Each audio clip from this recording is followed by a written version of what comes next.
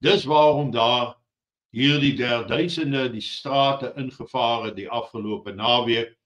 En ek wil met julle die volgende stukkie deel, dat julle kan sien hoeveel mense daar in die strate afbeweeg. Kyk net daar die massas en as jy na ander beeldmateriaal kyk, dan kan jy maar gaan kyk, dit kom uit ander areas of streke uit, waar dit nog erger lyk as wat jy op hierdie foto kan sien. En nou ja, die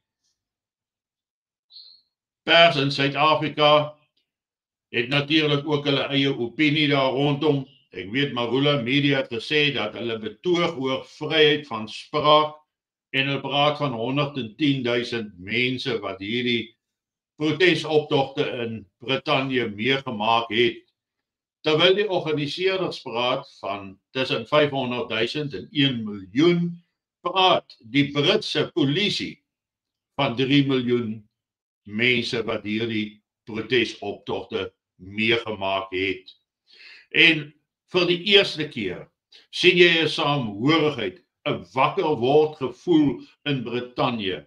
Dis asof die hele Charlie Kirk aanval sluipmoord die Kirk-effek laat versprei het oor alle konservatiewe behoudende mense reg oor die wêreld, net soos wat Donald Trump dit gedoen het toe hy begin in 20 Januarie 2025 die presidentskap oorgeneem het.